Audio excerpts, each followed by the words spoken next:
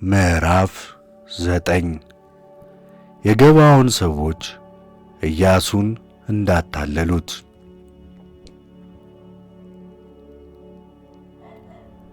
እንዲህም ሆነ፣ በዮርዳኖስ ማዶ በተራራማው በሜዳውም በታላቁ ባሕር ዳር በሊባኖስም ፊት ለፊት የነበሩ ነገሥት ሁሉ ኬጢዮናውያን፣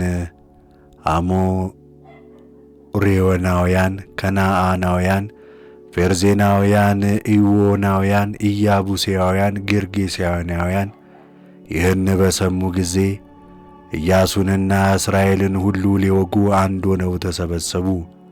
በገባዖን የሚኖሩ ሰዎች ግን እግዚአብሔር በኢያሪኮ በጋይ ያደረገውን በሰሙ ጊዜ እነርሱ ደግሞ ተንኰል አድርገው መጡ። ለራሳቸውም ስንቅ ያዙ።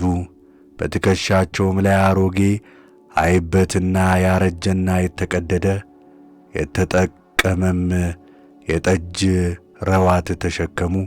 በእግራቸውም ያደረጉት ጫማ ያረጀና ማዘቢያው የተጠባበሰ፣ ልብሳቸውም በየላያቸው ላይ ያረጀ ነበር። ለስንቅም የያዙት እንጀራ ሁሉ የደረቀ የሻገተና የተበላሸም ነበር።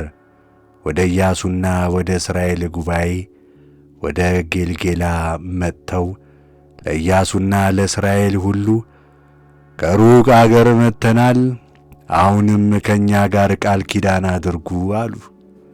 የእስራኤልም ልጆች ኤዮናውያንን ምናልባት በመካከላችን የምትቀመጡ እንደሆነ እንዴትስ ከእናንተ ጋር ቃል ኪዳንን እናደርጋለን አሏቸው።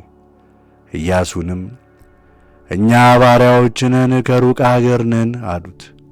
ኢያሱም እናንተ እነማን ናችሁ? ከወዴትስ መጣችሁ አላቸው። እነርሱም አሉት በአምላክ በእግዚአብሔር ስም እጅግ ከራቀ ሀገር ባሪያዎች መጥተናል። ዝናውንም በግብፃውያንም ያደረገውን ሁሉ በዮርዳኖስ ማዶ በነበሩት በሁለቱ በአሞራውያን ንጉሥ በሐሴቦን ንጉሥ በሴዎስ ንጉሥ በአስታሮትና በኤድራይን በነበረ በባሳን ንጉሥ በዐግ ያደረገውን ሁሉ ሰምተናል። ሽማግሌዎቻችንም የአገራችን ሰዎች ሁሉ ለመንገድ ስንቅ ያዙ፣ ልትገናኟቸውም ሂዱ፣ እኛ ባሪያዎቻችሁ ነን፣ አሁንም ከእኛ ጋር ቃል ኪዳን አድርጉ በሏቸው አሉን።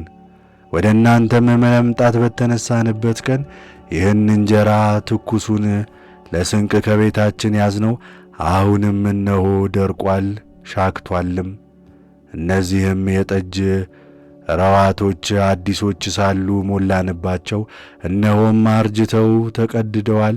መንገዳችንም እጅግ ስለ ራቀብን እነዚህ ልብሶቻችንና ጫማዎቻችን አርጅተዋል። አለቆችም ከስንቃቸው ወሰዱ፣ እግዚአብሔርንም አልጠየቁ። ኢያሱም ከእነርሱ ጋር ሰላምን አደረገ፣ በሕይወት እንዲተዋቸውም ከእነርሱ ጋር ቃል ኪዳንን አደረገ። የማኅበሩም አለቆች ማሉላቸው። ከእነርሱም ጋር ቃል ኪዳን ካደረጉ ከ3 ቀን በኋላ ከቅርብ እንደሆኑ በአጠገባቸውም እንደሚኖሩ ሰሙ። የእስራኤል ልጆች ተጉዘው በሦስተኛው ቀን ወደ ከተሞቻቸው ደረሱ። ከተሞቻቸውም ገባዖን፣ ከፊራ፣ ብኤሮትና ኢያሪም ነበሩ።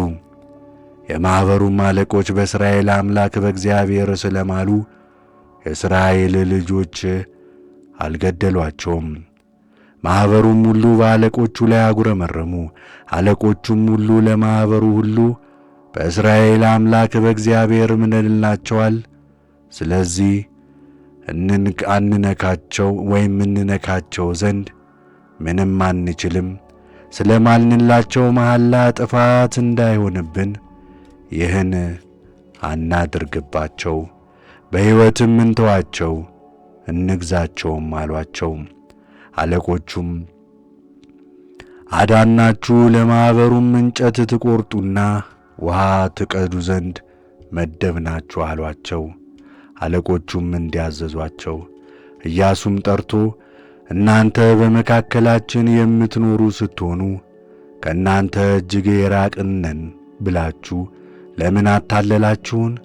አሁንም የተረገማችሁ ሁኑ፣ ለእኔም ለአምላኬም እንጨት ቆራጭ ውሃ ቀጂ የሆነ ባሪያ ከእናንተ አይጠፋም አላቸው። መልሰው ኢያሱን እኛ ባሪያዎች ምድሪቱን ሁሉ ይሰጣችሁ ዘንድ በእርሷም የሚኖሩትን ሁሉ ከፊታችሁ ያጠፋ ዘንድ አምላክ እግዚአብሔር ባሪያውን ሙሴ እንዳዘዘ በእውነት ሰምተናል። ስለዚህ ከእናንተ የተነሣ ስለ ነፍሳችን እጅግ ፈራን፣ ይህንንም ነገር አድርገናል። አሁንም እነሆ በእጃችሁ ውስጥ ነን፣ እንደ ወደዳችሁና ደስ እንደሚላችሁ አድርጉብን አሉ። ኢያሱም እንዲሁ አደረገባቸው። ከእስራኤልም ልጆች እጅ አዳናቸው፣ አልገደሏቸውምም። በዚያም ቀን ኢያሱ እነርሱን ለማኅበሩና ለእግዚአብሔር መሠዊያ እንጨት ቆራጮችና ውሃ ቀጂዎች አደረጋቸው። ስለዚህም የገባዖን ሰዎች ለማኅበሩ ለእግዚአብሔር መሠዊያ እግዚአብሔርም ለመረጠው ስፍራ እስከ ዛሬ ድረስ እንጨት ቆራጮች፣ ውሃ ቀጂዎች ሆኑ።